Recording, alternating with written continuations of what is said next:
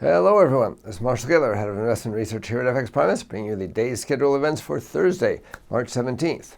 It's the last day of this stunning two-week series of central bank meetings, and today we have the Swiss National Bank, Norges Bank, and Bank of England meeting. But first a word about yesterday's FOMC meeting. The key point was that they lowered their forecast for interest rates in recognition of the world's various problems. They reduced their forecast for the pace of tightening by about one rate hike per year, meaning they're now expecting 2 rate hikes this year instead of 3 and 4 next year instead of possibly 5. But still their forecasts are far above where the market is.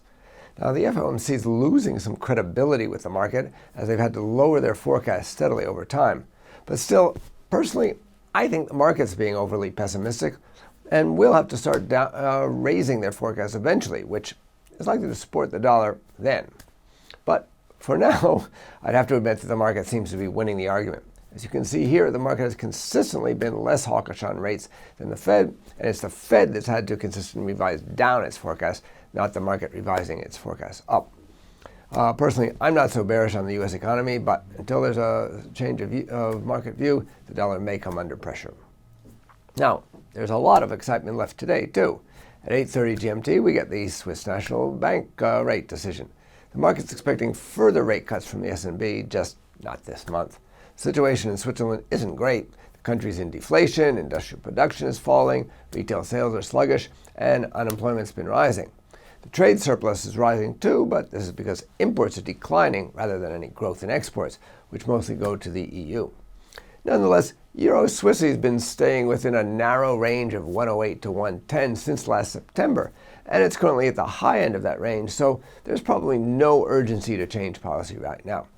I expect they'll keep rates steady today, just repeating that Swiss franc is significantly overvalued, which, let me tell you, it certainly is, and that they will continue to intervene in the FX markets if necessary. This most likely would be neutral for the Swiss franc, or perhaps a little bit positive, in that they are acquiescing to the narrower gap between Swiss and Euro rates following the ECB's move. The big risk for the Swiss franc is a Brexit, which would probably cause the euro to depreciate dramatically and force the S&P to take more dramatic action. Then at 0900 GMT, the Norges Bank announces its rate decision. The market widely expects a 25 basis point cut in rates to 50 basis points today. Norges Bank is likely to do what it can to boost the economy as the growth picture has weakened considerably since their last meeting in December. This should be negative for the Norwegian krone.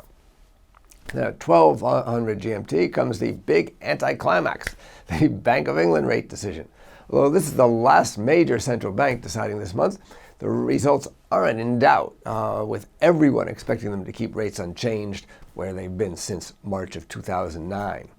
There used to be some suspense about what the vote would be, but even that reverted back to 9-0 at last month's meeting as Ian McCafferty stopped pushing for a rate hike.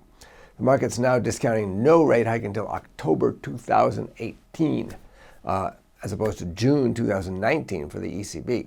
The question for the Bank of England is when or whether they'll stop talking about hiking rates and start talking about cutting rates instead.